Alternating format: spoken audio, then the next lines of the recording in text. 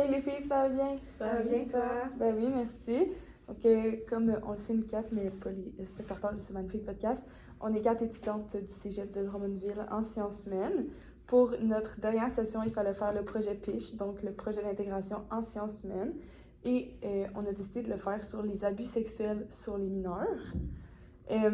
La question de recherche sur laquelle on s'est concentré le plus, c'est quels sont les impacts des abus sexuels sur les mineurs. On va parler particulièrement des impacts psychologiques aujourd'hui, ça va être le plus gros sujet. C'est celui où il y a le plus de matière. Dans le fond, si je peux commencer par définir un peu ce qu'est un abus sexuel, il y a trois différentes catégories. Il y a les sans contact, donc ça va vraiment partir de voyeurisme, de commentaires déplacés, etc. Sinon, il peut y avoir sans pénétration, c'est-à-dire des bisous, de se faire toucher, de se faire demander de toucher l'autre personne, etc. Puis avec pénétration, donc là, on va parler de fellation et de relations sexuelles complètes. Il y a aussi deux catégories qui sont à part. Tu as les extra-familiaux et les intrafamiliaux. Donc, extra-familiaux, ça va vraiment être des connaissances, des professeurs, des étrangers, un coach, un ami de la famille, donc quelqu'un qui n'est pas relié à toi par le sang ou par les liens familiaux. Les liens familiaux, on parle de demi-frère, demi-sœur, beau-père, belle-mère.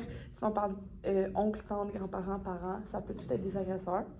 La donnée qui nous a vraiment choqués, là, je vais vous dire, pendant notre recherche, c'est qu'en 2002, on avait repéré 150 millions de filles, et 73 millions de garçons qui avaient été abusés sexuellement.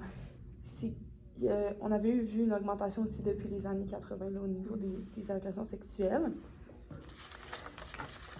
Au niveau des impacts possibles, on parlait de TDAH, d'anxiété, de dépression, puis de traumatisme. Oui, justement, moi, les traumatismes, c'est ce que j'ai quand même beaucoup étudié pendant ma recherche. Puis, justement, c'était un des impacts les plus importants, les plus majeurs. Puis, c'était justement quelque chose qui se présente souvent à la suite d'un événement qui donne des sentiments super forts, comme le stress, la peur, ça peut être la vulnérabilité.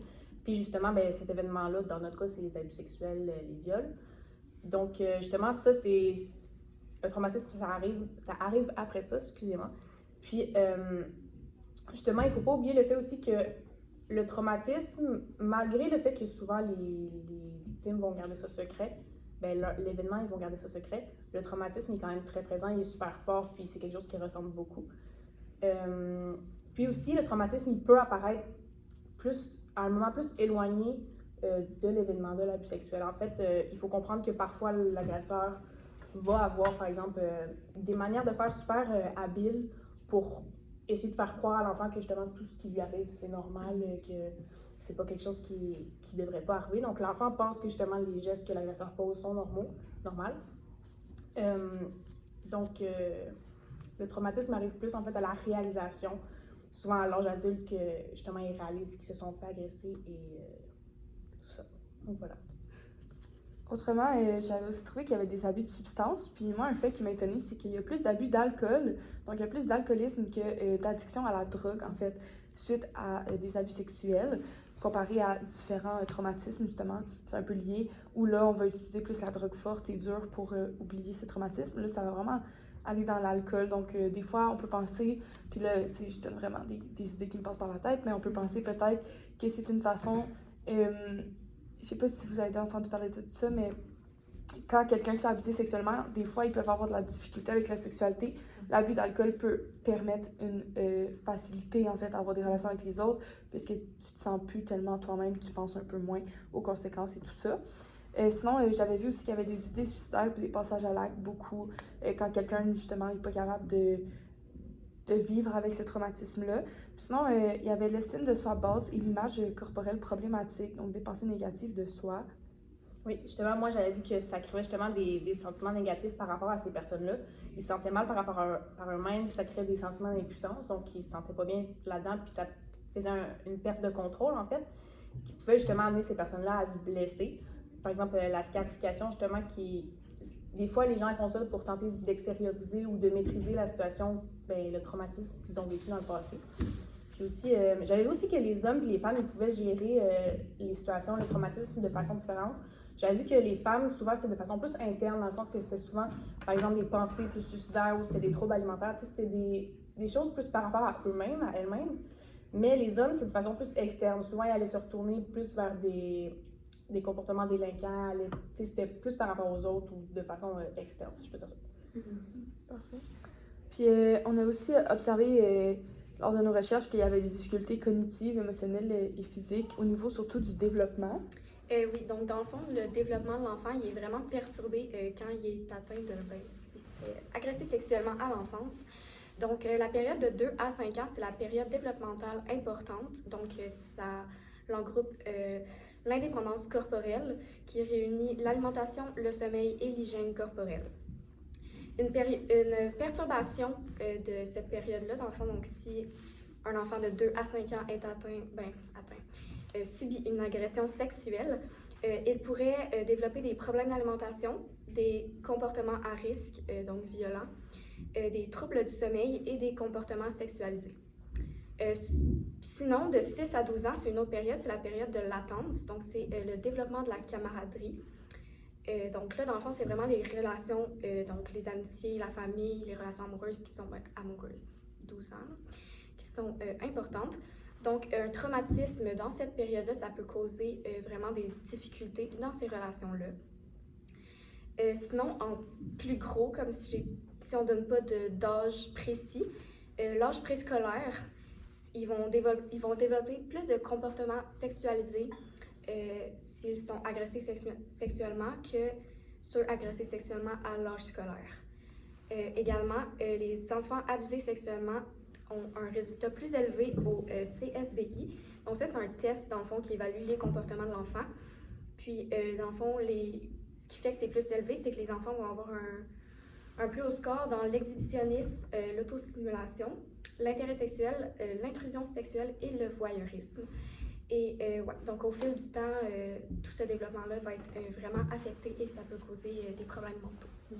Puis aussi par rapport à l'âge de l'agression, on voit que on a plein d'impacts, mais les impacts ils varient selon l'âge à laquelle tu as été agressé. Comme par exemple, les enfants qui sont agressés en âge préscolaire n'ont pas les mêmes impacts que les adolescents. Les enfants en âge préscolaire, ça va être plus de l'anxiété et des cauchemars. Les adolescents ne font pas nécessairement des cauchemars par rapport à ça. Les enfants d'âge primaire, ça va être plus de la difficulté scolaire, de l'hyperactivité. Donc, ça va plus se refléter dans la classe. Donc, c'est un peu plus voyant que parfois les enfants en très bas âge, que ça paraît moins parce que des cauchemars, c'est quand même commun. Puis pour les adolescents, les impacts sont quand même un peu plus graves. C'est plus dépression, anxiété généralisée, idées suicidaires, passage à l'acte, ou justement consommation de substances, comme tu avais mentionné, autant alcool, drogue. Donc, on voit que ça dépend vraiment de l'âge, puis ça développe. Comme les impacts sont souvent plus graves, plus que l'agression s'est passée tard dans la vie de l'enfant. Est-ce que vous aviez d'autres impacts face à ça? Moi, j'ai des impacts sur la vie adulte, si je pouvais y aller. Fait que, moi, j'ai étudié surtout une psychologue qui a fait une étude, elle s'appelle Clémentine Gérard. Elle s'est intéressée à la vie affective et sexuelle. Elle a fait une étude avec 50 patients environ qui avaient été abusés pendant leur enfance. Dans le fond, dans son étude, elle a remarqué que plus de la moitié de ces patients vivaient des situations d'isolement au plan conjugal et l'autre moitié disait ne jamais avoir eu de relation stable. Dans le fond, dans leur relation, les personnes ayant vécu des abus sexuels à l'enfance vont avoir des difficultés à s'investir et à faire confiance à cause de la trahison qu'ils ont vécue dans leur enfance. Ils vont aussi ressentir beaucoup de méfiance, des sentiments ambigus comme la honte, le dégoût, l'amour. Et sinon, ils vont avoir de la difficulté à se mettre leurs propres limites et aussi respecter celles des autres. Ils vont avoir une immaturité émotionnelle et une dépendance affective. Sinon, moi, j'avais vu le concept aussi de revictimisation. C'est un gros mot qui est, dans le fond, c'est vraiment un concept très, très facile à déceler. En fait, ça compte comme un impact sur la santé mentale parce qu'après ça va se refléter dans les comportements de la personne. Et il y en a deux types. Donc, il y a la première qui est la plus commune, c'est une ancienne victime d'agression sexuelle qui devient l'agresseur, soit par manque de connaissance d'autres choses. Tu sais, des fois, il y a des gens qui se font agresser tellement longtemps qu'ils ne connaissent pas autre chose. Il y a des gens qui ont juste pas, se sont pas soignés de leur traumatisme et tout. Donc, ils vont reproduire les actes qu'eux connaissent sur d'autres victimes. Souvent, ça va se passer aussi à l'adolescence. S'ils se font abuser depuis longtemps, ils vont reproduire genre les gestes sur leurs confrères et consoeurs de leur âge. Sinon, c'est être victime à plusieurs moments de sa vie, c'est l'autre type de revictimisation. Donc, c'est comme le même mot pour deux concepts totalement différents. Il y a 30% des femmes, en fait, là, qui vont subir plusieurs agressions dans les 17 années, qui vont suivre leur première agression. Puis il y a 4 fois plus de chances d'être un agresseur si on a été agressé à l'enfance. On n'a pas, dans le fond, là, de résultats face à c'est quoi les chances qu'on soit agresseur, dû au fait que ça peut autant dépendre d'une maladie mentale que ça peut dépendre d'une préférence sexuelle. Je sais qu'on parle de pédophilie ici comme une maladie mentale, mais ça peut être une préférence pour les enfants. Ça peut être juste, tu sais, ça a l'air de rien, mais 2 enfants de 6 ans, il y en a un qui se force sur l'autre, ça reste une agression sexuelle, ça reste un traumatisme. Fait qu'on n'a pas de chance de devenir agresseur dû au fait que il y a des agressions qui sont commises des fois sans que la personne se rende compte que c'est un agresseur, et d'autres agressions qui se rendent compte que la personne ne se rend pas compte qu'elle a été victime. Donc c'est difficile de savoir à quel degré quelqu'un peut être un agresseur, puisque d'une façon ou d'une autre, pas tout le monde peut être un agresseur, mais tout le monde peut être un agresseur. Puis, mais on sait quand même qu'une fois que tu as été agressé, il y a plus de chances que tu reproduises ces gestes-là sur quelqu'un d'autre. Aussi, dans la vie adulte, moi, j'avais vu, par rapport aux relations amoureuses, comme tu avais dit que souvent, les gens vont avoir des relations plus brèves parce qu'ils ont peur de s'engager. Justement, ils ont peur de se faire encore blesser, trahir. Puis aussi, lorsqu'ils se mettent en couple, il y a plus de conflits au sein de la relation, il y a aussi plus de séparation puis de rupture. En fait, lorsqu'ils vont avoir des relations, ça va souvent être des relations pas très saines. Ils vont avoir des problèmes justement avec l'aspect sexuel, avoir des rapports à la sexualité qui vont être malsains parfois. Il y a aussi davantage de risques de maltraitance au sein de la relation. Il y a aussi des problèmes en général dans la relation. Puis aussi, les personnes qui sont faites abuser, ils ont plus de chances de trouver, d'avoir un partenaire qui est alcoolique. Ça ne disait pas trop pourquoi dans mes recherches, là, mais je me dis que peut-être les personnes sont habituées à des relations peut-être plus toxiques ou sont attirées vers les gens qui ont... si eux-mêmes ils consomment, justement, que c'est comme un impact de leur abus, ils vont peut-être se tourner vers des gens qui consomment aussi. Pensais-tu que ça pourrait être comme un peu le syndrome... c'est comment ça s'appelle, le syndrome du survivant? C'est pas comme quand t'es victime de quelque chose, tu veux comme sauver les autres. Ouais, peut-être. Ça pourrait... Est-ce que vous pensez peut-être, vous, personnellement, genre je sais qu'on a fait des recherches là-dessus, là, je lance une question comme ça dans l'air, mais que vous pensez que, justement, ils ont tendance à aller chercher des gens qui sont moins bien mentalement pour, justement, comme avoir l'impression, vu qu'ils se sont pas sauvés eux-mêmes ou les autres victimes de leur agresseur, qu'ils soient capables de sauver quelqu'un? Ouais, moi, je pense que oui. Là, surtout s'ils voient que c'est une personne qui a besoin d'aide, ça pourrait donner peut-être un sentiment de contrôle. Peut-être qu'elle se dit que si la personne est plus faible, en guillemets, elle a moins de chances de revivre ce qui s'est déjà passé, ça se pourrait. Parlant de faiblesse, est-ce que tu penses que ça fait sentir la personne moins faible dans son passé et tout, parce que maintenant elle est capable de sauver les autres, même si elle n'a pas réussi à se sauver à l'époque? Là? Ça pourrait. En même temps, ce serait un peu ironique, parce que justement, là, tu sais, si elle aurait l'impression d'essayer de sauver son partenaire, tu sais, de vouloir l'aider, mais qu'en fait, ça lui apporte des relations plus toxiques, puis plus qui risquent d'avoir de la violence. Donc, c'est comme un couteau à double tranchant. Là, elle essaie d'aider, mais en fait, ça l'aggrave.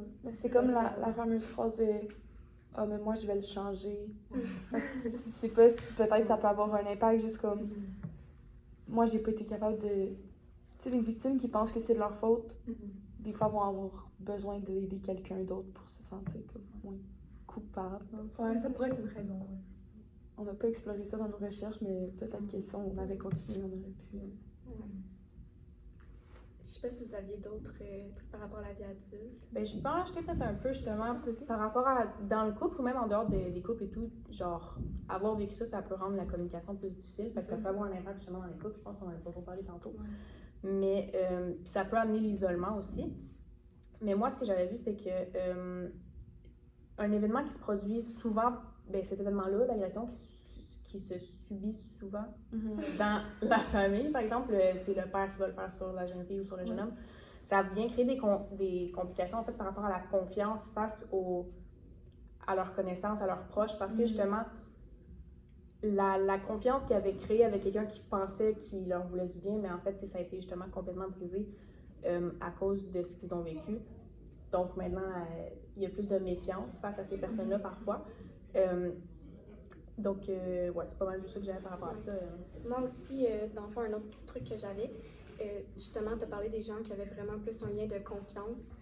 Ces personnes-là, dans le fond, ils vont avoir une plus grande peur à avoir des enfants quand ils vont être rendus à l'âge d'en avoir, parce qu'ils vont avoir peur de reproduire des comportements qui les ont fait souffrir eux dans leur enfance. Les femmes, ils vont avoir extrêmement peur de la grossesse. Ils vont vraiment vraiment. Certaines vont la mal vivre. La vivre mal. La mal vivre. Dans le fond, la grossesse va faire survenir des sentiments dépressifs et négatifs envers le bébé. Et l'accouchement peut faire, donc si l'accouchement est par voie basse, ça peut faire revivre les épisodes traumatiques vécus dans l'enfance. Ils vont aussi avoir beaucoup de difficultés avec le premier pot à pot, l'allaitement, laver l'enfant ou même changer la couche parce qu'ils vont avoir peur justement que ce soit des comportements à risque. Et moi j'avais d'autres informations à propos genre des mères que justement, elles ont été agressées pendant l'enfance. Quand elles deviennent mères, justement, j'avais pas toutes ces informations-là, mais moi, c'était par rapport au fait que justement, vu qu'ils ont vécu ça, elles vont avoir des attentes plus réalistes envers leurs enfants. Donc, en général, par rapport à l'enfant, par rapport à son développement, donc ça en demande beaucoup pour l'enfant, puis l'enfant n'est pas nécessairement habitué à ça, ne comprend pas nécessairement tout ce qui se passe par rapport à ça. Puis tout ça, des fois, le fait que la mère en demande trop, puis l'enfant n'est pas nécessairement capable d'atteindre ces demandes-là, la mère, des fois, elle se pose des questions par rapport à son propre rôle de mère, justement, puis elle pense qu'elle le fait pas bien. Mais c'est juste que ses attentes sont irréalistes, puis même parfois, elle s'en rend pas compte. Donc, ça vient créer un impact, je pense, dans la relation mère-fille ou mère. Oui. Parlant de mère, moi, ça m'a fait penser à une partie de la recherche. Dans le fond, je l'avais pas mis dans mes notes, mais je la connais quand même. Ça avait dit, tantôt, je parlais de intrafamilial, extrafamilial. Souvent, ce qui va arriver au niveau des familles monoparentales, où ça va être une mère qui va être monoparentale, ça va être que, dans le fond, si elle se fait un copain, vu qu'elle a beaucoup de difficultés, là, mettons, à subvenir aux besoins de son enfant, etc., qu'il n'y a pas d'autres parents dans le décor ou d'autres familles dans le décor, elle va avoir plus tendance à pas éviter le fait que son conjoint peut abuser de son enfant, mais en fait, elles seront pas aussi aptes à voir les signes parce que elles, dans le fond, vont se dire « Ah, lui est là pour m'aider », puis elles se rendront pas nécessairement compte qu'il fait du mal à leur enfant. Puis dans le cas des familles monoparentales paternelles, ce qui va arriver des fois, c'est pas si rare, c'est moins rare qu'on le pense, mais souvent le père, si son enfant ressemble à la mère, surtout si elle a décédé ou quoi que ce soit, va avoir plus tendance à abuser de son enfant, dû au fait qu'il a comme besoin de C'est un peu genre par manque de ce qu'il a vécu ou... Exactement, donc c'est comme par nostalgie, un peu, c'est un peu déplacé. Souvent, il y a des parents qui vont tomber en amour avec leur enfant si leur enfant leur fait penser à l'autre parent qui est décédé ou qui a décidé de les abandonner, de partir, de se faire une autre vie. Des fois, les familles monoparentales sont vraiment plus à risque que les autres familles d'avoir des problèmes d'agression sexuelle intrafamiliale. Puis souvent, dans le fond, ça arrive souvent quand c'est pas la belle famille, mais mettons un beau-père, un demi-frère, une demi-sœur, ce qui va arriver, c'est qu'on fait rentrer des gens qu'on connaît peu dans notre espace familial. Donc des fois, on les connaît en surface, même si on a l'impression de vraiment les connaître, puis ils vont abuser en fait là, de l'enfant, de la personne qui les a laissés rentrer. Fait que justement, avoir un nouveau conjoint, mettons, ça augmente les possibilités d'agression sexuelle, mettons? Oui. OK. Dans le fond, ça augmente dans le sens où c'est, dans le fond, laisser rentrer quelqu'un dans le nid familial là, qu'on connaît comme pas vraiment, c'est pas que ça augmente les risques, c'est que ça apporte plus de risques. Tu comprends? C'est pas qu'il y a une augmentation, c'est juste que vu qu'on les connaît pas nécessairement, je dis mais je parle pas de moi, là, il y a pas plus de chances, mais c'est plus facile pour cette personne-là d'être capable d'abuser de l'enfant. Je sais pas si vous comprenez. J'avais aussi, parlant de la vie adulte, puis on parlait de grossesse et tout, moi j'avais quand même des impacts sur leur vie sexuelle, leur perception de la sexualité quand ils étaient plus vus. il y a comme deux extrêmes, mais il y a la majorité des personnes qui sont faites abuser qui vont devenir comme un peu hypersexuelles, qui vont avoir un plus grand nombre de partenaires sexuels au cours de leur vie que les personnes qui se sont pas faites abuser.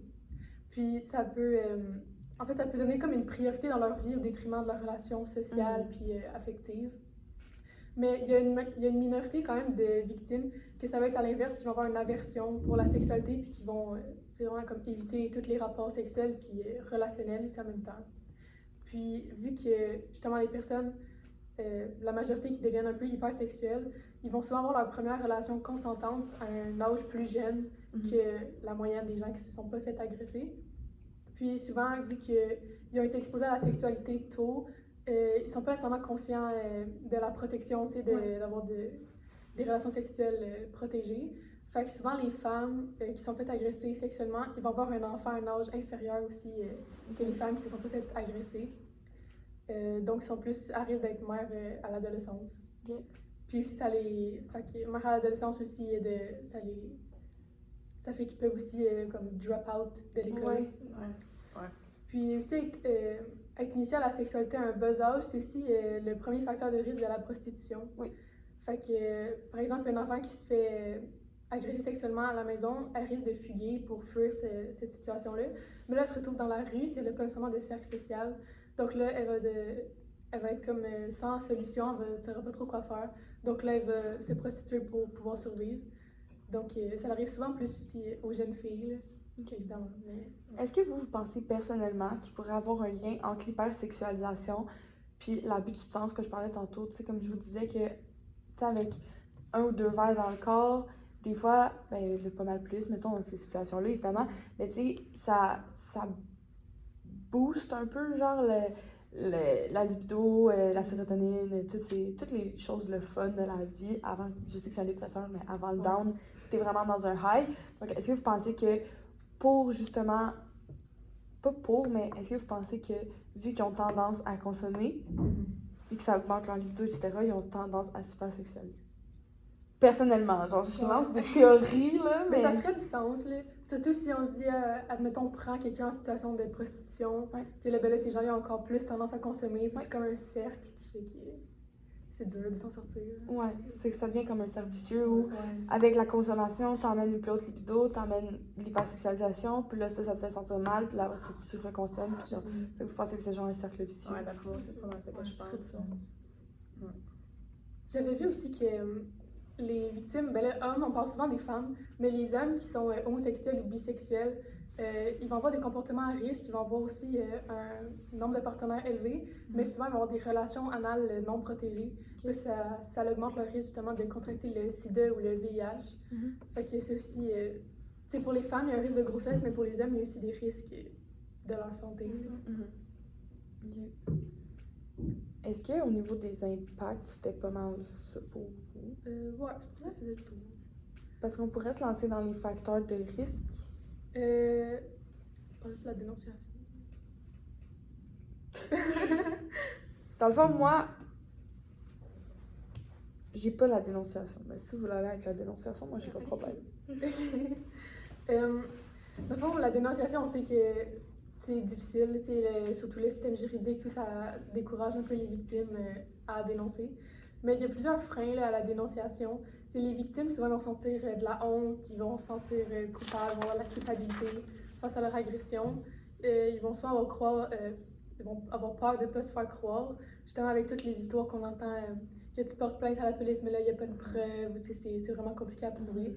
Donc ça, il y a beaucoup de gens qui ne vont pas porter plainte à la police à cause de ça. Il y a aussi le fait que l'agresseur peut être violent, faire des menaces, manipuler la victime pour pas qu'elle dénonce, évidemment, pour se protéger. Puis si l'agresseur, c'était un membre de la famille, bien là, souvent, la victime elle va avoir peur d'avoir des représailles de sa famille au complet ou juste de l'agresseur en tant que tel, parce que souvent, on ne veut pas comme ternir la réputation de la famille avec un scandale. Donc ça, c'est comme les principaux freins à la dénonciation. Puis au niveau de la famille, j'imagine aussi que tu veux pas blesser les autres personnes de la famille. Tu veux pas que cette personne-là n'ait plus de cercle social parce que Ouais. je veux dire, quand c'est dans ta famille, tu dois tenir à la personne un peu quand même. Mhm. Fait que, tu sais, au début, avant de dénoncer, tu dois te dire, genre, OK, mais s'il maïsse moi ou s'il laisse lui, puis là, j'avoue que Ouais. dans la famille, ça peut être quand même très compliqué à Ouais. dénoncer. Mais justement, moi, par rapport à ça, elle disait que justement, si l'agresseur faisait partie de la famille de l'individu, ben, la victime va avoir plus tendance à dénoncer cette personne-là à quelqu'un qui est en dehors de la famille, donc un autre proche ou à la police ou quoi que ce soit. Mais que si l'agresseur, justement, est en dehors de la famille, bien là, par exemple, la jeune fille va plus le dénoncer à sa mère, elle va en parler justement aux personnes à qui elle fait confiance. Mais aussi, j'avais par rapport, mettons, tu sais, les abuseurs qui font des menaces pour pas que le jeune aille dénoncer, mais j'avais, en fait, ça revient un peu au contraire, mais c'est que l'abuseur va menacer la personne de s'en prendre à d'autres, mais ça va créer l'effet contraire pour la victime, dans le fond, ben, pour certaines victimes, dans le fond, que ça va vouloir la pousser à dénoncer, justement, parce qu'elle veut pas que cet événement-là, l'agression, se passe sur d'autres personnes. Dans le fond, elle veut pas faire vivre ça à d'autres personnes, donc ça la pousse à vouloir dénoncer puis à aider les autres. Donc, c'est ça, c'est un petit élément différent de... Moi, j'avais quelques statistiques, mettons, là, statistiques larges. Tu sais, mettons, on se dit, c'est comme, souvent, on se dit, il n'y a pas beaucoup de gens qui dénoncent à la police, puis c'est vrai qu'il n'y a pas beaucoup de gens qui dénoncent à la police, mais il y a quand même 4 personnes sur 5 qui arrivent à en parler à un proche, comme à la famille, les amis. Fait qu'on pense que c'est tabou, mais souvent, les personnes réussissent quand même à en parler à quelqu'un, même s'il n'y a pas de processus juridique qui en découle. Puis aussi, lorsque les personnes en parlent, souvent, c'est vraiment longtemps après le moment de l'agression. Donc, c'est en moyenne, il y a environ 50% des victimes qui en parlent juste 5 ans après le moment de l'agression.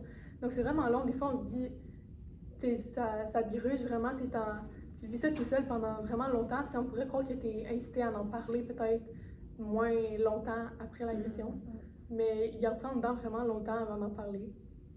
Puis c'est aussi plus dur pour les hommes que pour les femmes d'en parler, de dénoncer en général, parce qu'ils ont peur de se faire féminiser, de se faire traiter, de pas se faire prendre au sérieux, en fait, que ton oncle te dise « Ah, ben t'as déjà aimé ça parce que t'es un homme, puis t'aimes ça le sexe », tu sais. Ouais. Fait que ça, c'est aussi un frein pour les hommes, surtout. Puis ça se voit dans les statistiques, ils dévoilent beaucoup moins leur agression que les filles. Ça, parce que souvent, tu sais, ça me fait penser aux histoires de c'était ma gardienne quand elle me donnait mon bain, mettons, elle me touchait. Puis là, les amis sont genre, ben là, t'avais 7 ans, big, ça va être insane. Mais tu sais, dans le fond, ça reste que ça te traumatise, t'es pas prêt à ça, Ouais. puis t'as pas envie. Puis la personne te demande pas ton consentement, puis elle a genre 10 ans de plus que toi. Puis surtout à cet âge-là, des fois, tu comprends pas ce qui t'arrive. là. Exactement. C'est justement plus tard que tu réalises que ce qui s'est passé dans mon enfance. C'était grave. C'est pas normal. C'était grave, c'était pas normal. hein. Comme des fois, tu vois des histoires comment une professeure qui avait comme abusé de son élève, Ouais. mais techniquement, l'élève, il était consentant, mais il était pas consentant parce qu'il était mineur. Ouais. Puis là, tu sais, tout le monde prend pas ça au sérieux parce qu'on comme, ah, ben là, tu sais, la fille, c'était l'agresseur. Fait que là, comme ça, c'est pas une vraie agression. Non, c'est pas une vraie agression parce que le gars était consentant, c'est tout le temps le fun, une fille plus vieille, position de pouvoir, non, C'est non, non. un rapport Mais d'autorité. exactement, mais si ça avait été un professeur homme qui aurait agressé une fille de 16 ans, mais même si elle donnait son consentement, c'est genre pourquoi t'as fait ça? Les gens avaient une réaction complètement différente. Tu sais, la dénonciation, ce qui peut être difficile, c'est que tu sais pas si c'est toi qui vas te faire juger en tant que victime ou si c'est l'agresseur qui va se faire juger en tant qu'agresseur. Parce qu'il y a beaucoup de gens qui vont être genre, ben là, t'avais juste à le pousser. C'est pas vraiment comme ça que ça C'est pas fonctionne. aussi facile non plus. Il y a moins de compassion envers les victimes masculines, justement, qui sont comme, t'es un homme, t'aurais dû être capable de te défendre, tu sais, si tu voulais pas. Ça leur donne l'image qu'ils sont faibles comparés aux filles, qui là, on a comme plus de compassion envers elles. Ouais. Pour dénoncer, j'ai cherché des numéros tantôt. Pour dénoncer, appelez au 911 ou présentez-vous en poste de police. En fait, là, il y a des enquêteurs spécialisés là-dedans. Si vous avez juste besoin de parler, besoin de trouver des ressources d'aide psychologique, c'est le 1-888-933-9007. C'est l'info-aide aux violences sexuelles. Donc, c'est vraiment partout à travers le Québec, 24 heures sur 24, du lundi au lundi. Donc, 7 jours semaine, en fait. C'est pas mal ça. Est-ce que vous voulez parler des facteurs? Ouais, les facteurs. Je peux me lancer dans les facteurs de risque. J'ai les deux catégories. En fait, moi, j'ai trouvé des facteurs de risque autant pour être victime que pour être agresseur, en fait. Donc, au niveau des victimes, il y en a 4. Il va y avoir le genre. Comme on disait tantôt, les filles sont vraiment plus susceptibles de se faire agresser que les garçons. Les femmes composent 78 à 89% des agressions sexuelles par année. Donc, ça laisse une petite tranche pour les hommes. Il va avoir l'âge. En fait, on va réaliser que la partie de la vie où on est pas le plus apte, là, mais où il y a le plus de chances qu'on se fasse victimiser, ça va être de 12 à 17 ans. Ça compose 33% des agressions sexuelles par année. Le troisième facteur, ça m'a quand même étonné, mais c'est l'ethnie. En fait, les gens vont avoir tendance à profiter des personnes noires et latines plus que des personnes blanches et d'autres nationalités. Je sais pas si c'est par une dynamique de pouvoir un peu raciste, si c'est par... Ben c'est sûr que ça découle d'idéologies racistes comme le pouvoir. Elles vont se laisser faire, elles comprennent pas. De toute façon, elles dénonceront jamais parce que dans leur culture, ça arrive, genre des choses comme ça. Donc, vraiment, c'est certain que ça découle du racisme, mais oui. Pourtant, le ratio de personnes noires est similaire au ratio de personnes blanches. Donc, il y a une corrélation, mais c'est pas des si gros écarts que ça entre les personnes d'ethnies différentes puis les Caucasiens. Puis le quatrième et le dernier, c'est avec les dynamiques familiales. Donc, comme je disais tantôt, beau-père, belle-mère qui rentrent dans le décor qu'on connaît pas trop. Des relations de pouvoir aussi dans les familles autoritaires. Le père, des fois, qui va frapper son enfant et tout, peut résulter, en fait, là, à l'agression sexuelle pour démontrer c'est qui a le pouvoir. Et voilà. Je sais pas si vous avez, vous, des facteurs de risque pour les victimes. Ben, moi, en fait, c'était plus des facteurs de protection, mais ça va dans les deux sens. En fait, c'est comme... facteur de protection, c'est à quel point tu vas bien t'en sortir ou pas après l'agression. Mais il y a des facteurs aggravants, puis il y a des facteurs qui favorisent une bonne adaptation. Puis dans les facteurs aggravants, tu as l'intensité du stress traumatique vécu lors de l'agression. Donc, plus que tu vas vivre un traumatisme lors de l'agression, plus que ton stress va être élevé, plus que tes impacts à long terme vont être grands. C'est quand même logique. Oui. Puis, il y avait aussi les victimes qui ont une image de soi-même négative. Ils vont moins bien s'en sortir, ils vont avoir plus de difficultés à passer à travers parce qu'ils vont plus avoir tendance à se dire que c'était de leur faute, que c'est des mauvaises personnes, qui auraient pu faire autre chose. Ils vont vraiment comme se dénigrer. Puis aussi, comme on avait mentionné, ben, les personnes qui sont agressées par un membre de la famille, surtout un parent, ben, ça va être plus dur de s'en sortir parce qu'il y a une plus haute trahison, une perte de confiance. Donc, puis la majorité du temps, ils vont être coincés avec cette personne-là pour les 17-18 premières années de leur vie avant de déménager. Donc, j'avoue que ça peut être pas mal plus difficile de s'en sortir si ton agresseur est constamment présent avec toi. Sinon, moi, j'avais des facteurs de risque pour l'agresseur. J'en ai trouvé 3. En fait, il y a le genre. Encore une fois, c'est pas une surprise, il y a plus d'hommes que de femmes qui commettent des agressions sexuelles. On parle de 90% des agressions par année qui ont été commises par des hommes. L'âge aussi des agresseurs. En fait, les jeunes hommes de moins de 30 ans sont les plus susceptibles de causer des actes d'agression sexuelle. Tantôt, je réfléchissais puis je me disais peut-être que c'est parce qu'ils ont une meilleure capacité physique. Ils ont peut-être plus de force, plus de cardio, je sais pas quoi, pour courir après leur victime. Là, genre, je me lance dans quelque chose. Peut-être que c'est parce qu'ils ont un manque de maturité aussi qui fait qu'ils comprennent pas totalement que c'est vraiment mal, qu'est-ce qu'ils font. Je sais pas si c'est parce que justement, tu sais, quand c'est en bas de 30 ans, fait que peut-être à 15 ans, tu sais pas trop, t'as pas eu ton cours de sexualité, tu sais pas trop que ce que t'as fait, c'est mal.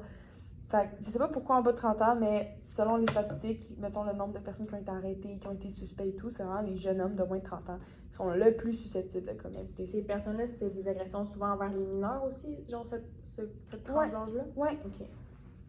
Je sais pas si c'est parce que c'est le genre de personnes qui disent que la différence d'âge n'est pas si grande, des trucs comme ça, du faux consentement, tu sais. Parce que moi, j'avais vu que souvent, les agresseurs allaient vers les mineurs parce que justement, ils étaient plus vulnérables puis où ils comprenaient pas ce qui se passait, fait qu'il y avait moins de chances, mettons, peut-être que la personne dénonce ou que, tu sais, ça soit plus grave par rapport à ça, mais ouais.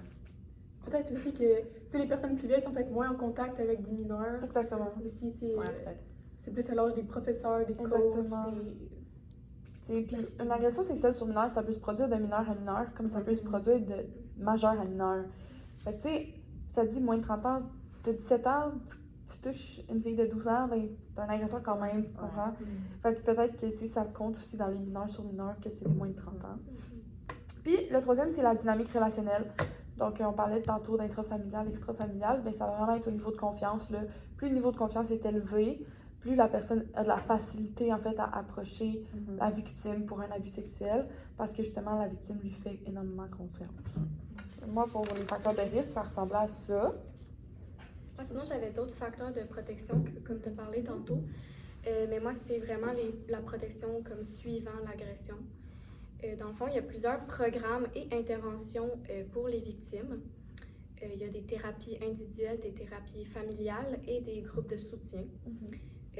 Ces thérapies-là, dans le fond, où les groupes ils vont aborder des sujets comme les impacts à la suite de l'agression, la gestion de ses émotions, la reconstruction cognitive et les enjeux dans les relations conjugales. Toutefois, les interventions de groupe sont vraiment favorisées parce qu'ils vont permettre de partager, en fond, ton expérience avec des gens qui ont vécu un peu la même chose que toi. Fait que tu vas pouvoir plus t'ouvrir et ça va permettre de répondre à ton questionnement et pouvoir favoriser le rétablissement. Les participants qui vont à ces groupes-là, dans le fond, sont vraiment plus optimistes par rapport à leur vie future que les participants qui n'y vont pas.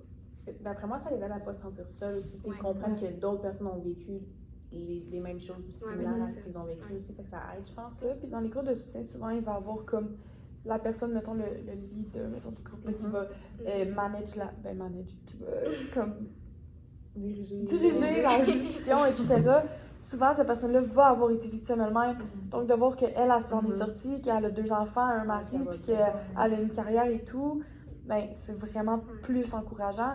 Aussi, c'est comme, pour moi, dans ma tête, c'est un peu comme la toxicomanie. Si tu as ton chip qui dit que ça fait 90 jours que tu es sobre, là, tu vas te dire, oh my god, lui a réussi, fait que pourquoi moi je réussirais pas? Puis la même chose, si quelqu'un dit, hey, moi, je suis retournée aux études, puis je me suis sortie de ça, je parle plus à mon agresseur, j'ai réussi à le mettre en prison, tu te dis, oh my god, tu sais, moi aussi, je serais capable de faire ça. Ça montre les possibilités qu'il y a Exactement. à la suite. Ouais, c'est ça. Exactement, c'est une augmentation de l'espoir qui doit être quand même intéressante là, à vivre.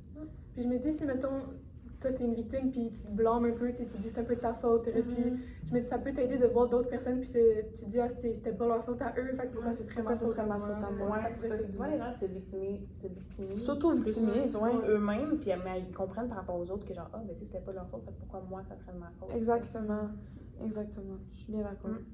Au niveau des facteurs de protection, est-ce que vous aviez autre chose? Ben moi, j'avais des facteurs de protection justement pour s'en sortir, là, Ouais. comme juste.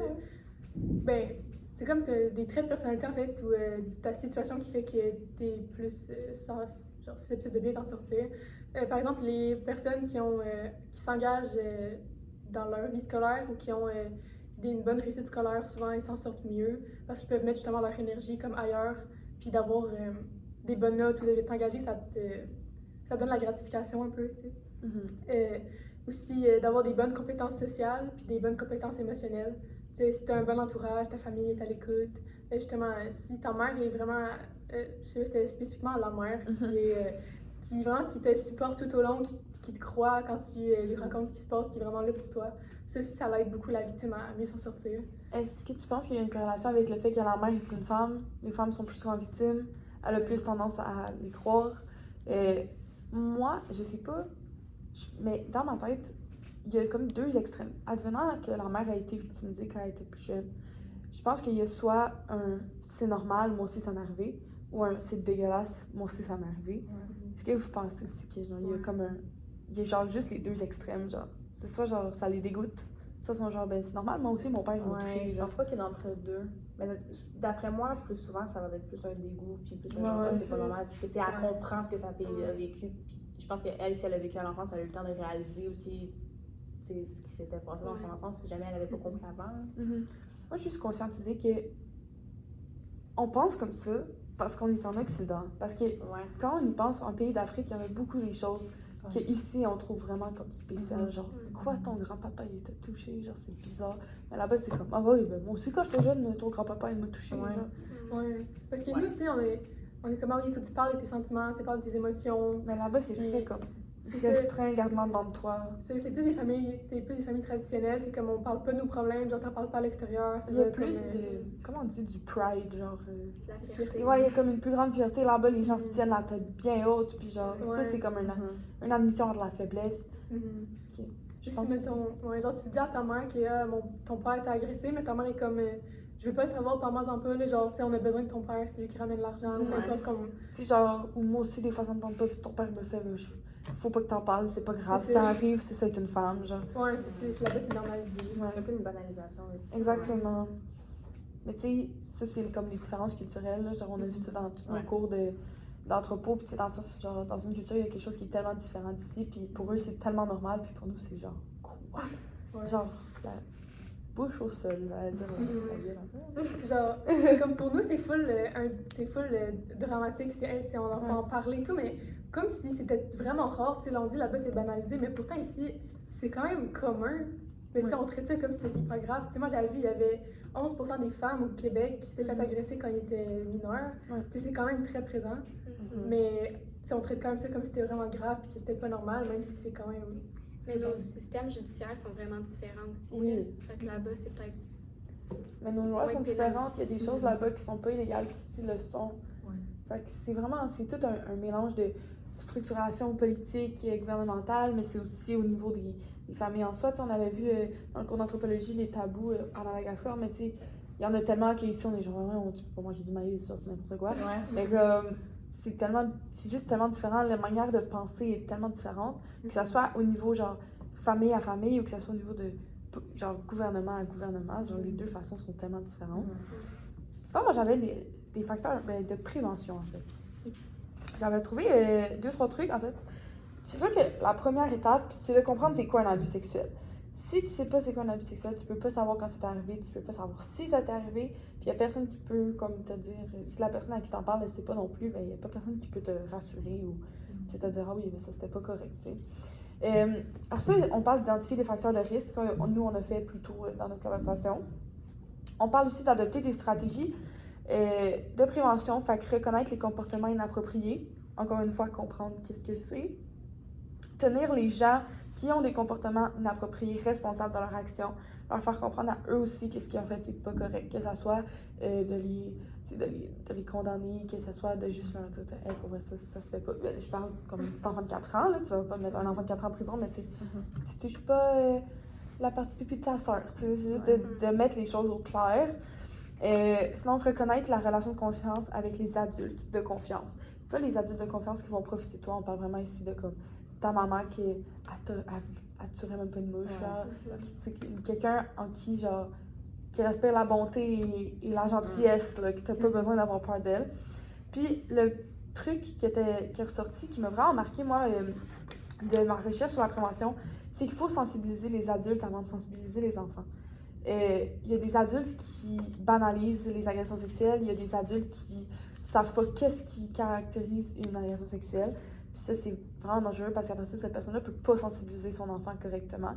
Sinon, il y a des ressources aussi, là, on parle ici de cours d'autodéfense, fait que c'est sûr qu'à 4 ans, même si tu as des cours d'autodéfense, tu peux faire grand-chose, mais tu sais, rendu, mettons, à notre âge, à une certaine forme physique et tout, tu peux te défendre contre n'importe qui, même si c'est pas une agression sexuelle de quelqu'un t'agresse physiquement ou whatever, tu peux te défendre. Sinon, on parle de lignes téléphoniques d'urgence, là, comme le numéro que j'ai donné tout à l'heure. Des services médico-légaux au niveau physique aussi, on peut faire le rape kit, que ça s'appelle, sur quelqu'un qui s'est fait violer, pour voir les traces, en fait, là, de lésions qui sont apportées par la force quand tu te fais violer.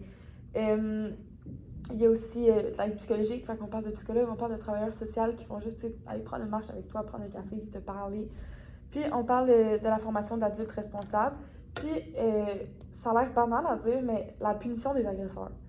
Savoir que tu as mis ton agresseur en prison, savoir qu'il est reconnu par tout le monde pour ses crimes, c'est quelque chose qui est quand même pas gratifiant, mais ça te sécurise, veux pas, là, de savoir que comme cette personne-là ne se promène plus dans la rue puis c'est plus ton voisin, tu sais. Puis aussi le fait justement de punir les agresseurs. Ici, on avait un système qui faisait que chaque plainte était vraiment pris au sérieux puis que c'était pas aussi difficile genre de condamner un agresseur. Je pense que ça inciterait peut-être moins de gens agressés s'il y avait vraiment comme plus peur d'avoir des conséquences. Je pense que là, souvent, il y en a qui doivent se dire que ben là, ils n'auront pas de conséquences, personne ne va le savoir, elle ne pourra pas le prouver. Non, exactement. Justement, pour les victimes, ça doit être vraiment compliqué si jamais ils font une plainte, mais que la personne n'est pas reconnue comme coupable. Pour eux, s'ils savent que c'est vrai ce qui s'est passé, ça doit être vraiment compliqué de savoir ah ben la personne m'a agressé, mais elle peut encore. Puis tu dois te sentir tellement genre hopeless, là, comment on dit en français, genre. Tu dois te sentir genre démunie. Impuissante, démunie, dans le sens où genre. Toi, tu sais que c'est vrai, puis t'as l'impression que même la police te croit pas. Genre. Personne te croit. Personne te croit, mais toi, tu sais qu'est-ce qui t'est arrivé. Là. est-ce que ça concluait pas mal de... Je pense que oui. Merci les filles, c'était Ben, super.